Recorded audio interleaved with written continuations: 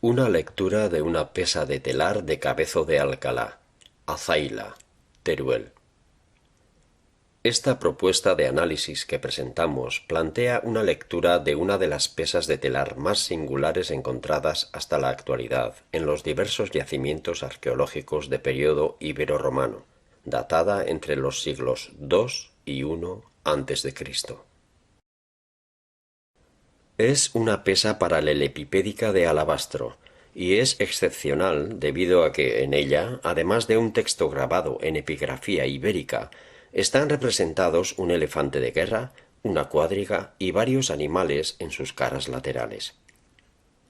Hasta el momento ninguno de los estudios realizados sobre esta pieza han relacionado los dibujos grabados en las caras laterales con la lectura del texto que aparece en la cara superior de la pesa.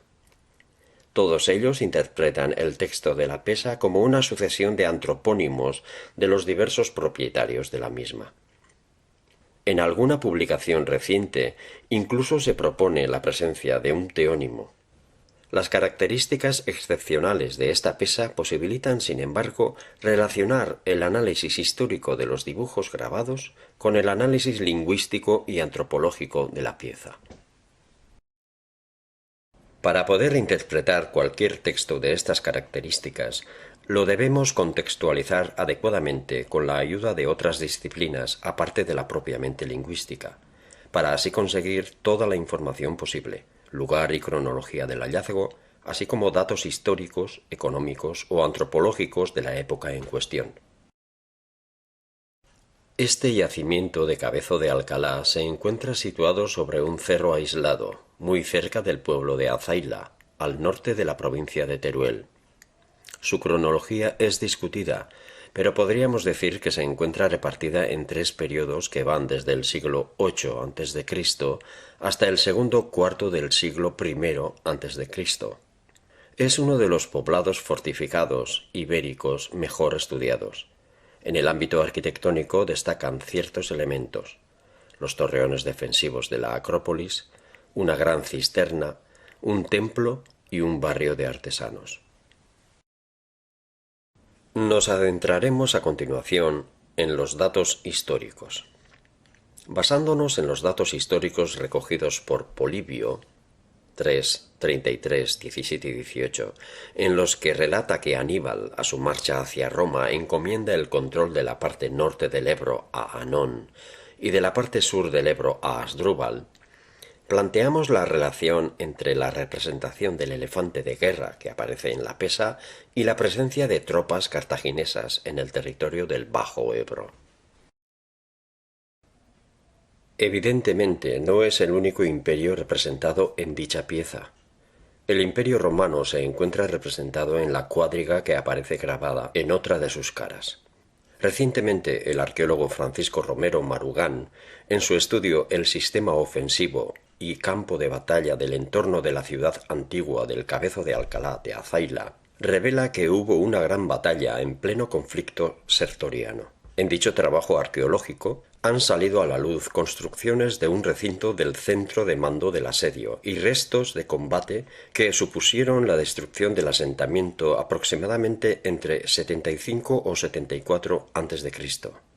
La rampa de asedio, cuyos restos han perdurado en el tiempo, se construyó en esas fechas para tomar la ciudad.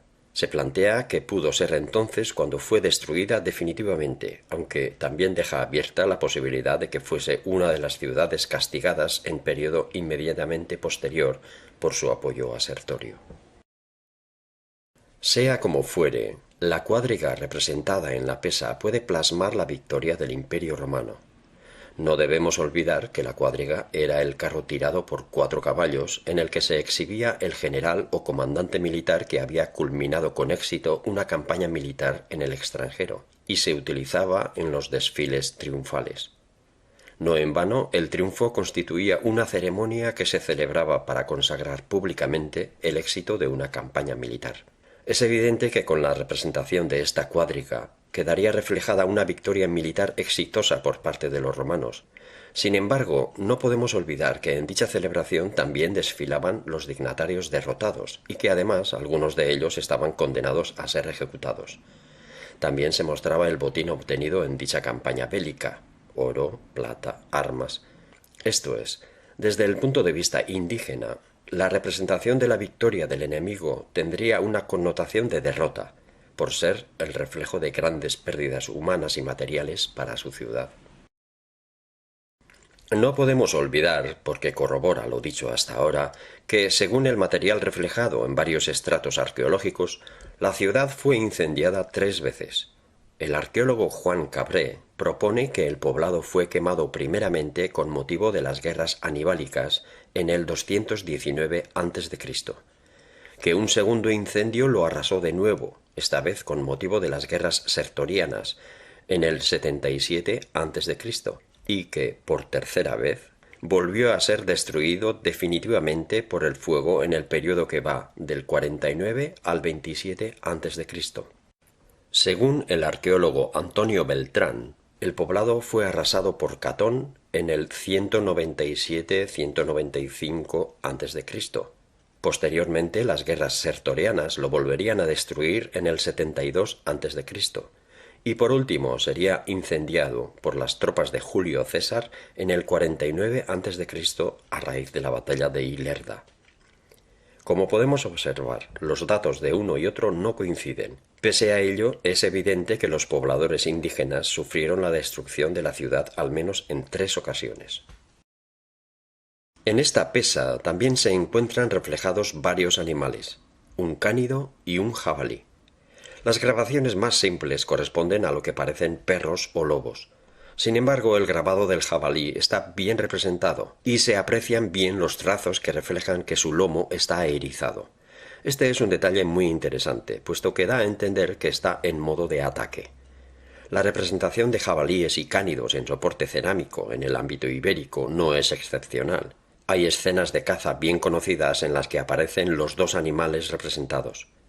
A nuestro entender, tal y como quedó reflejado en el estudio Una lectura de la piedra grabada del león del acampador de Caspe, estos animales podrían representar a los diversos linajes guerreros indígenas del momento, con lo que podían estar vinculados a tribus indígenas que participaron en conflictos bélicos.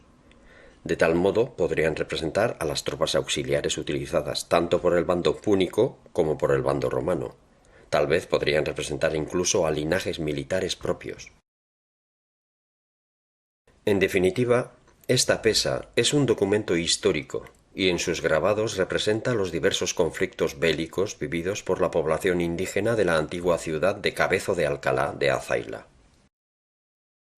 Pasemos ahora al estudio de los grafitos.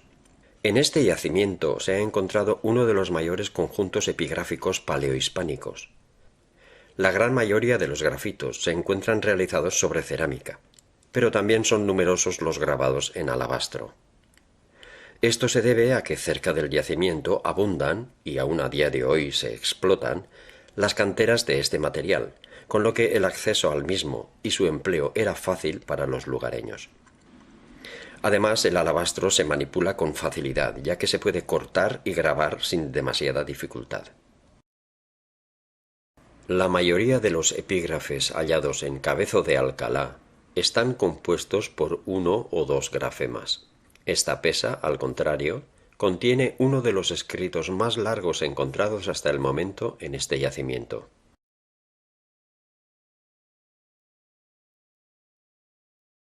El estudio publicado por Aránzazu López Fernández, titulado Marcas sobre las pesas de telar de Cabezo de Alcalá, Azaila, Teruel, estudio preliminar, ha sido una fuente de información básica para recopilar datos sobre las pesas de telar de Azaila. En dicho estudio se analiza un conjunto de 385 pesas de telar con grafitos, de las cuales 186 son de alabastro y el resto de barro cocido, de diversas formas y tamaños, aunque entre todas la predominante es la paralelepipédica. Se plantea que las características de las pesas variarían según el tipo y tamaño de la tela. Los textos que se muestran están en signario levantino o nororiental, y se constata que predominan las pesas de 1 o 2 signos grafemáticos. Estas son las transcripciones de diversos signos que aparecen recogidos. Según la autora, la interpretación de los grafitos no se puede restringir a una única explicación. Para los grafitos realizados en el taller de Alfar, plantea la posibilidad de que sean marcas de producción, marcas de fabricante o marcas de propietario. Pero también indica la posibilidad de que los grafitos los realizara la propia usuaria de las pesas, y así plantea interpretarlos como de propiedad e incluso de uso votivo. Tampoco descarta que contengan algún tipo de información precisa que facilitara la ubicación de las pesas en el telar. En resumen, expone que el hecho de que en Azaila la mayoría de los grafitos estén formados por grafemas de 1, 2 o 3 letras dificulta su interpretación, y de ahí que podrían estar relacionados tanto con la abreviatura de un antropónimo como con una determinada secuencia numeral. En el caso de los numerales, deja abierta más de una hipótesis, posibles indicaciones de la posición de la pesa en el telar, su peso, alguna indicación de fábrica o la de un lote. Sin embargo, en dicho trabajo sí se plantea una clasificación de ciertos grafitos. Por un lado están los grafitos considerados secuencias numerales. En este sentido, añade que, sin descartar su significado como abreviatura de antropónimo, quizás también la secuencia van podría relacionarse con la unidad.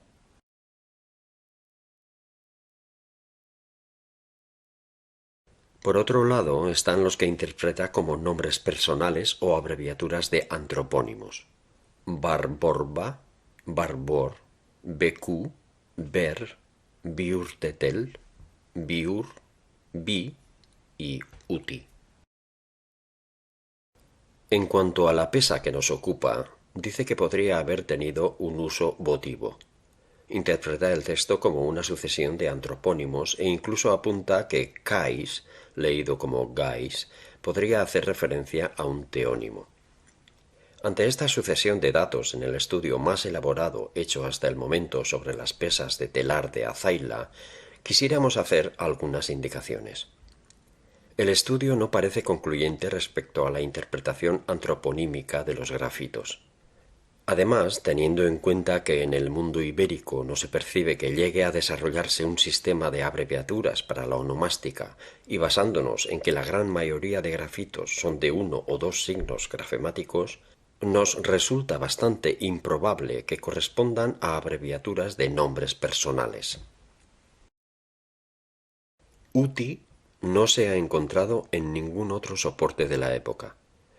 Los expertos lo consideran antropónimo solo por aparecer en 8 pesas y además sugieren que U sea su abreviatura en los casos de grafitos monográficos, por darles algún tipo de explicación.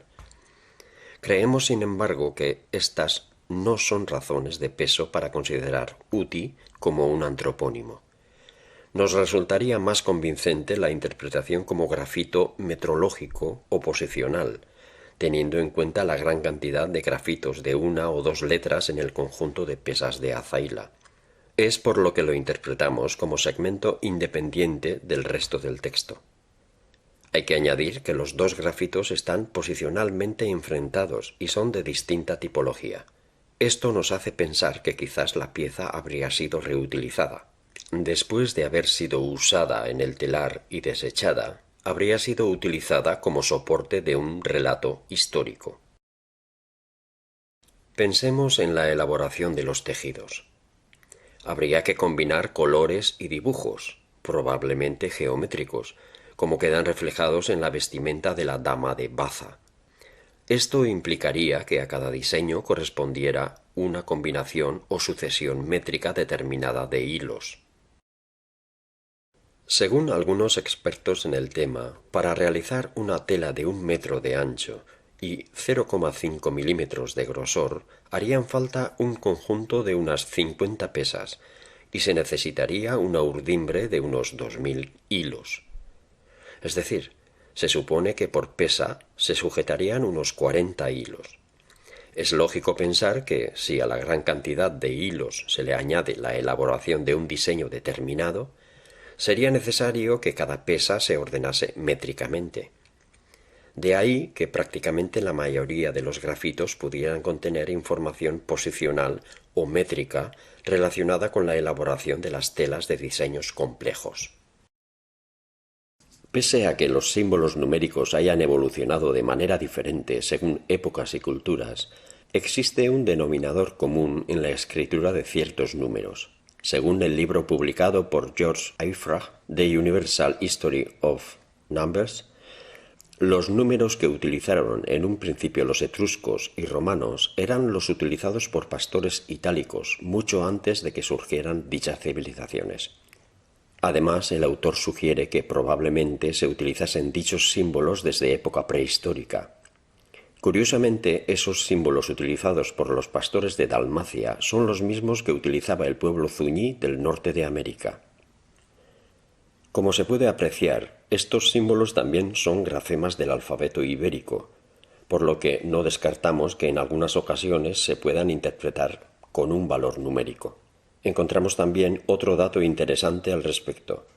Algunos de estos símbolos numéricos han sido utilizados con un valor métrico por los molineros del País Vasco, prácticamente hasta la actualidad.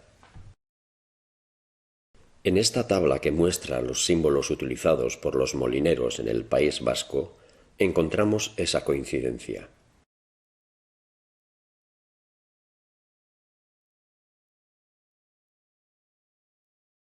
En esta otra, que corresponde a los molinos del Valle de Arratia, en Vizcaya, también vemos coincidencias.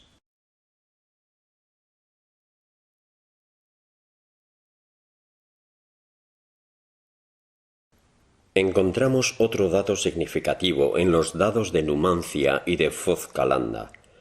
Ambos dados casualmente comparten dos signos.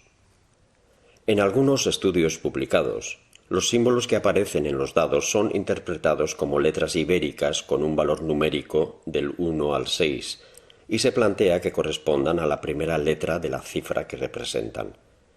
Bajo nuestro punto de vista, es cierto que podrían corresponder a números, pero teniendo en cuenta lo dicho anteriormente, podrían corresponder a cantidades superiores a las 6 primeras cifras.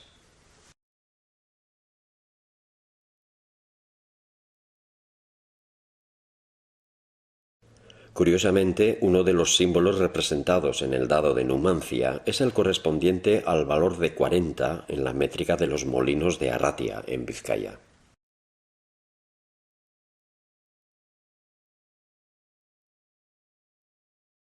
¿Y qué podríamos decir de los considerados antropónimos Biurtetel, Barbor, Beku?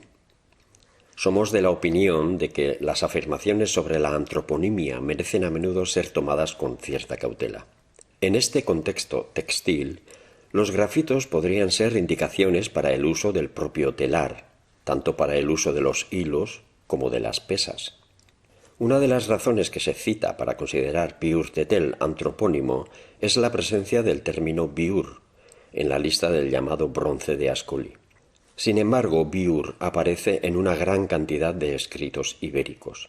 Teniendo en cuenta su significado en euskara, no sólo se podría interpretar como antropónimo, sino también como sustantivo, adjetivo o verbo, relacionado con vilorta, vuelta, vicio, espiral, retorcimiento, doblez, torcido, retorcido, oblicuo o persona engañosa.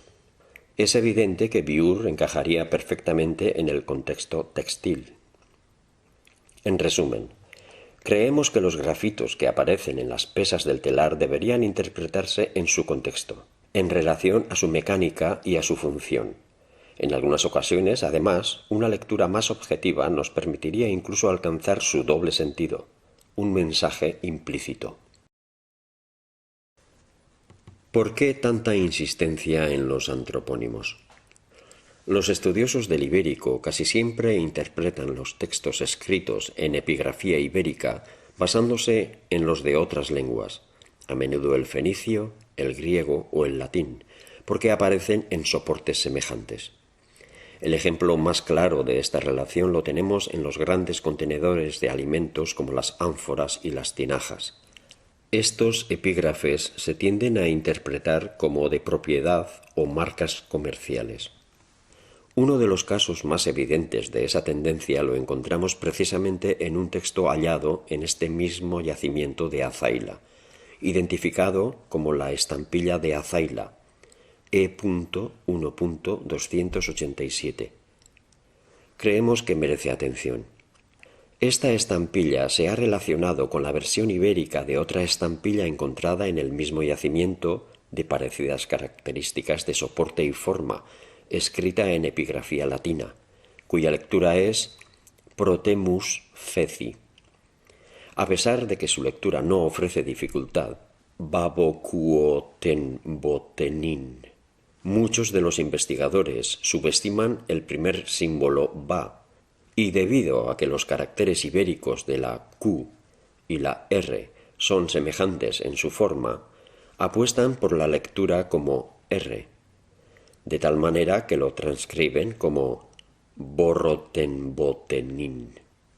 Nos parece sorprendente que se admita eliminar letras para llegar a relacionar los dos textos simplemente porque comparten características de soporte y estilo, y poder así defender la tesis antroponímica.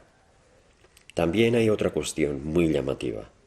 El nombre Protemus es un apax que lo relacionan con la lengua griega o con el nombre latino primus. Este no es el único ejemplo de textos ibéricos hallados en contexto arqueológico de finales del siglo II o comienzos del siglo I a.C. que se interpretan con una lectura paralela al latín. Existe otro caso llamativo al respecto. Se trata de los sellos ibérico-latinos MLH.K.5.4, impresos en un mismo mortero tipo Azaila, que se encontraron en los yacimientos de Aragón, La Caridad, Camín Real, Teruel, y La Corona, Fuentes de Ebro, Zaragoza. Los textos se transcriben como muestra la imagen. Los esfuerzos de los eruditos por relacionar los dos textos son ciertamente sorprendentes. Primero porque no se conoce si la abreviatura FL pertenece al antropónimo Flaccus o Flavius. Parece ser que como Flaccus aparece más veces recogido como nombre de esclavo, se opta por Flaccus. En segundo lugar, se propone que Bilaque sería el resultado de iberizar el nombre de Flaccus. Esta última es una propuesta ciertamente asombrosa, por no decir que responde poco a la lógica, teniendo en cuenta, sobre todo, el hecho de que la cultura romana fue la que se impuso sobre la indígena tras 2 centurias de luchas.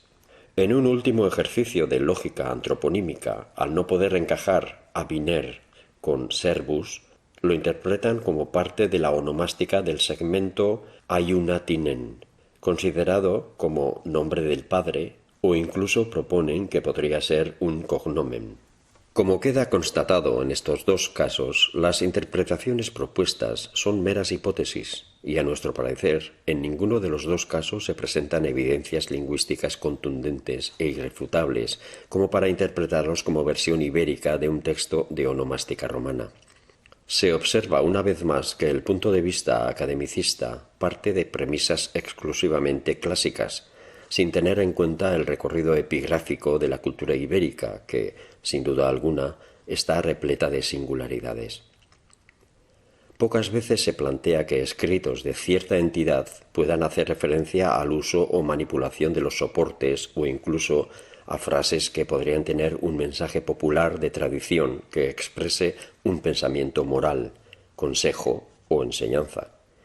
No pretendemos realizar un análisis lingüístico exhaustivo de estos dos textos, pero pensamos que son dos claros ejemplos en los que hay un objetivo final de interpretación y para justificarlo como fórmulas onomásticas ibéricas se están utilizando fundamentos lingüísticos frágiles. En el caso de las estampillas MLH K.5.4, nos llama mucho la atención que, pudiendo ser identificados dos segmentos relacionados con el trabajo del alfar, nunca se haya hecho una mínima referencia al respecto. Bilaque y Abiner. Encontramos Abinar, todavía en uso en Aragón, con el significado de hacer un hoyo alrededor de las cepas. Así, Abiner o Abinere o Abinari podría hacer referencia a la persona que hacía hoyos para extraer la arcilla y batirla en la pila. En la actualidad, la extracción artesanal de la arcilla se realiza con un instrumento similar al legón, que es una especie de azadón que se utiliza para avinar. Siendo así, aviner incluso se podría interpretar como cognomen, esto es, podría hacer referencia al oficio de la persona relacionada con la extracción y batido de la arcilla, y podría interpretarse como artesano del mortero. Además, es una palabra que en sus inicios podría estar vinculada al cultivo de la vid y a la elaboración del vino en tinajas. En cuanto al segmento bilaque o pilaque, lo relacionamos con la palabra pila, con el significado de depósito que podría referirse a la pila de barro, el depósito donde se bate la arcilla con el agua y se decanta durante varios días. Pilaque podría hacer referencia a la mezcla de arcilla batida con el agua, de cuya composición dependería en gran medida la calidad de los morteros del alfar, y en su elaboración podría intervenir otro artesano aparte del propio alfarero. De ahí nuestra hipótesis para entender los sellos. El escrito pilaqueaiunatinen aviner podría referirse al artesano que realiza la extracción y mezcla el mortero. Esto justificaría los dos sellos en diferentes idiomas. Uno se referiría al encargado de realizar los recipientes, el siervo, vinculado a la cultura romana, y el otro, un indígena que es conocedor de las características de las arcillas locales y experto artesano en la elaboración de los morteros. Para concluir con la antroponimia, nos gustaría dejar claro que en el tratamiento de la misma se debería ampliar el punto de vista más allá de interpretaciones meramente onomásticas. Es necesario profundizar en el análisis de los antropónimos y en sus raíces a fin de que las interpretaciones de los grafitos sean más coherentes. No hay que olvidar que en muchas ocasiones los nombres de personas son explicables por términos comunes del vocabulario de la lengua, tales como nombres de animales, de oficios, de términos de parentesco o a veces incluso de epítetos, así como también por topónimos, sin dejar a un lado la búsqueda de otros elementos formales como, por ejemplo, los sufijos de diminutivo. Retomemos nuestra pesa. Tiene el mensaje en la cara superior, como la mayoría de las pesas esgrafiadas. A priori se puede deducir que los escritos contenían un mensaje dirigido a la persona que realizaba la labor de tejer, visible ante sus ojos. Pero hay que decir que la pesa es excepcional, no sólo por sus dibujos grabados, sino porque contiene uno de los textos escritos en epigrafía ibérica más largos de este yacimiento, y en el escrito el tamaño de todos los símbolos no es el mismo. Por un lado se encuentra la secuencia Vilos Valcargais, en la que todos los símbolos están grabados sin interrupciones en un mismo tamaño. Por otro lado está la secuencia Uti, que se encuentra enfrentada al segmento anterior y escrita en tamaño mucho más grande.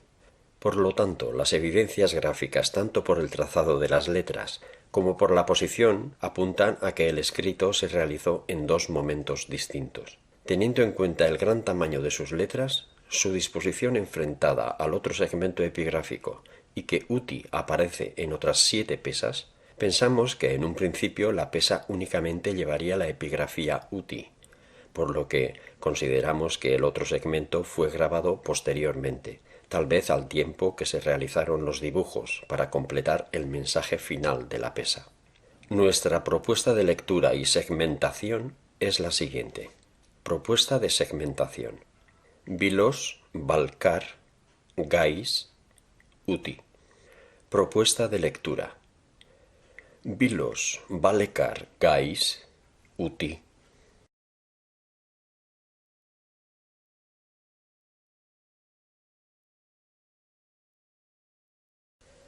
Vilos aparece recogido en el orotárico Euskal Hiztegia como vellocino, piel de carnero con lana.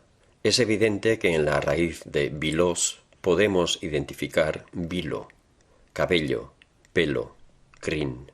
Si hacemos un recorrido desde vilos hasta viluz, con todas sus variantes, vilais, vileis, bilois, bilois, biloish, bilosh, bilus, biluch, bulus, pilosh, y otro desde billos hasta billoch, con sus variantes bildots, bildoch, bildoch, el cordero, metafóricamente también persona mansa, y la desnudez se entrecruzan. Dicho así, parece hasta contradictorio que el cordero, animal cubierto de tanto pelo, nos sugiera desnudez. Para no caer en el error, es necesario hacer una aclaración. Bilohuch, variante registrada en su letino, solo pelo, está en el origen de biluz y de todas las demás variantes para significar desnudo. Es decir, no significa que no tiene pelo, sino que únicamente tiene pelo. Con ánimo de hacer un guiño a Jorge Oteiza, a quien el valor de la palabra uch llegó prácticamente a obsesionar, hay que dejar claro que uch, además de vacío, significa que algo está en su esencia, como se aprecia cuando vamos a pedir un café solo, café ucha, o decir que estamos en mangas de camisa, maukauchik, y no sin mangas o vacío de mangas. En su significado más binario, bilohuch o biluz estaría relacionado con la expresión del español estar a pelo, esto es, mostrando el vello. De hecho, también significa sin sombrero, mostrando el cabello. Como dato significativo, cabe recordar que las ovejas no tuvieron siempre el aspecto lanudo con el que se reconocen hoy en día. El vellón de lana es el resultado de una mejora genética llevada a cabo durante siglos. Fue en la Edad de Hierro cuando la lana alcanzó gran prestigio como materia prima para realizar telas. Por lo tanto, siendo la característica más notable de los corderos su vellón, la que se convirtió en esencial, parece lógico que su nombre esté relacionado con el pelo. No cabe duda de que una vez más las pruebas nos llevan a contraponer nuestra hipótesis ante las teorías latinistas que proponen que todas las palabras de dicho campo semántico proceden del latín villus, y ésta de la raíz indoeuropea vel, con el significado de cortar y arrancar. Teniendo en cuenta que vilos es un segmento que aparece en varios escritos cuya datación arqueológica indica que en aquel momento la influencia del latín en la lengua vernácula podría ser nula, nos parece que ciertas etimologías deberían ser revisadas. Valcar, valecar. Como ya hemos defendido en anteriores trabajos, los signos que se corresponden con consonantes líquidas, tanto laterales como vibrantes, y con consonantes nasales y con sibilantes en todas sus variantes, los leemos seguidos de una vocal, en este caso e. Esto no es una casualidad, porque lo venimos haciendo así en muchos textos a los que hemos podido dar sentido desde el euskara. Decimos que no es casualidad, pero coincide que son las grafías íberas a las que no se les atribuye la lectura silábica. Es por lo que consideramos que la lectura de este segmento sería valecar. Por nuestra parte, no hallamos mayor dificultad en su interpretación. Valecar es la tercera persona del singular de la forma verbal del verbo ecarri o carri, con marca de condicional, que se utiliza en euskera para significar si trajera o si trajese. Kais, gais. Recogida como variante de gaitz, con el significado de mal, daño, enfermedad, plaga, malicia, falta, culpa, defecto, tacha. Es parte de una gran cantidad de palabras que presentan una connotación negativa.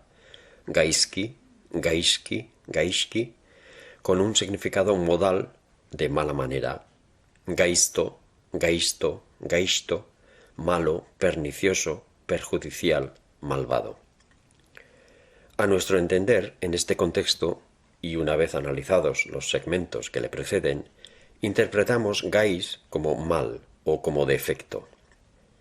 No deja de ser significativo que el propio Michelena, en un trabajo realizado en 1961, entendiera así este mismo segmento.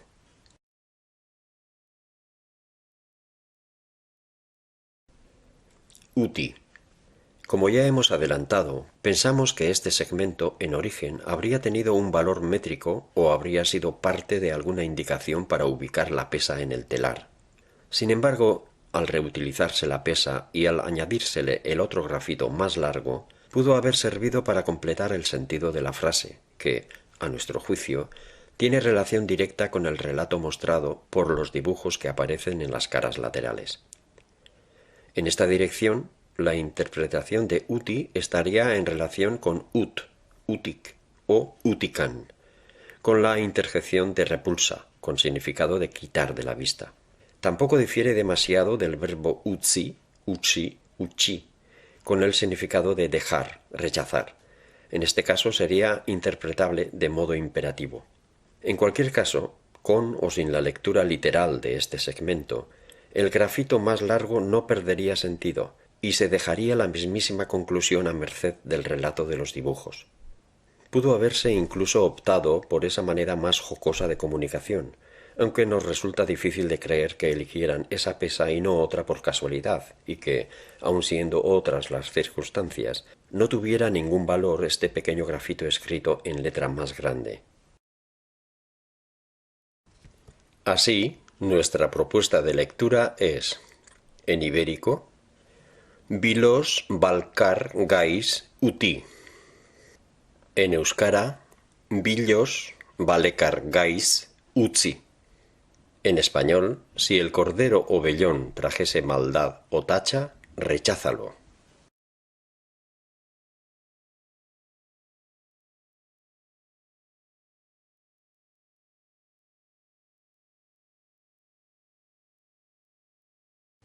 A modo de conclusión, señalar que somos conscientes de las críticas que puede suscitar este trabajo. Ninguno de los expertos en la materia ha ofrecido hasta ahora otra explicación de esta pesa que no sea una sucesión de antropónimos, cuya razón de ser no está, además, coherentemente justificada ni desde el punto de vista pragmático ni desde ningún criterio relativo al sistema antroponímico de la lengua ibérica. Sabemos que prácticamente en todos los estudios que se han realizado hasta el momento, el segmento bilos se interpreta como antropónimo, y tenemos que decir que no lo ponemos en duda en otros textos, puesto que bilos, con el significado de cordero, tanto en el sentido de velloso o peludo como manso, describiría la característica física de una persona. Es cierto que algunos estudiosos de la lengua ibérica también han relacionado bilos con la palabra vasca bildoch, aunque esta interpretación haya sido posteriormente descartada por ellos mismos. Y otros lo han hecho con bilusic, es decir, las propuestas no distan mucho de las nuestras. A propósito de bilos, queremos añadir que otro dato a tener en cuenta y que induce a pensar que en ocasiones se trata de un antropónimo es que a veces viene seguido de las secuencias teker, tikis, tiken. Creemos que esta secuencia se podría explicar en base al adjetivo del euskera txiki, txikin, tiki, txiker, con el significado de pequeño, menudo, corto. Como apunte histórico, cabe reseñar que Bildoch aparece como elemento onomástico en el solar de Vildósola, también presente en el topónimo, en Vizcaya en el siglo XV. También Gaitz se encuentra documentado como formante de topónimos y antropónimos de época medieval, tales como Arcaitz, Becaitz o Ecaitz. Por último, queremos dejar claro que el trabajo que hemos realizado para intentar demostrar que no todo puede servir para catalogar antropónimos no resta ningún valor al trabajo que han realizado muchos estudiosos del tema. Es justamente el caso de esta pesa de Azaila, uno de los más difíciles de comprender, a nuestro juicio, como una sucesión de nombres de persona. Es evidente que tanto por la lectura del texto como por las representaciones gráficas de las caras laterales nos encontramos ante una pieza de características insólitas. El texto lo interpretamos como una paremia o frase hecha que pertenece al registro del oficio del telar, pero que en este caso adquiere un doble sentido. En un principio puede tratarse de un consejo dirigido a la tejedora para rechazar un vellón defectuoso, puesto que la calidad de la lana influye evidentemente en el producto final. Sin embargo, teniendo en cuenta el mensaje de los dibujos grabados, su interpretación adquiere una dimensión histórica, ya que la frase puede ser una enseñanza para advertir del perjuicio que pudieran conllevar las negociaciones con el Imperio Púnico primero y con el Imperio Romano más tarde.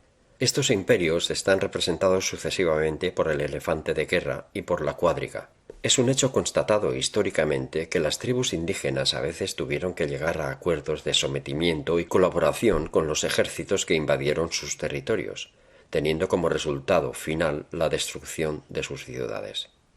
Esta interpretación no estaría fuera de lugar en el caso de Azayla, puesto que, como hemos señalado anteriormente, fue destruida varias veces. Otro hecho que reafirma nuestra hipótesis es que los grabados sean dibujos realizados de una manera muy sencilla, sin ninguna pretensión artística. Hay que tener en cuenta que el alabastro es un material muy fácil de rayar y de grabar. Este dato es importante. No es necesaria una pericia extraordinaria para llegar a escribir o dibujar sobre este material, con lo que no es necesaria la intervención de un cantero o un profesional. Pensamos que, debido a las características del soporte, esta pesa ya habría perdido su función inicial de tejer cuando se le añadieron los dibujos y la parte más larga del grafito, por lo que pudo haber sido reutilizada con fines didácticos. No nos resulta descabellado imaginar algo así, porque se conoce una pesa de telar que apareció en Zaragoza, escrita en grafía latina. Se ha podido leer al completo y deja ver un consejo que anima a la mujer a tejer para ser feliz. Concluimos con el convencimiento de que la interpretación de estos textos no es tarea fácil, pero creemos que se puede avanzar desde el conocimiento profundo de la lengua vasca, desde una perspectiva tanto dialectal como diacrónica. Aunque no se puedan hacer traducciones literales, a menudo es posible llegar a aproximaciones de significado muy interesantes que nos permiten acercarnos a la cultura de aquella época.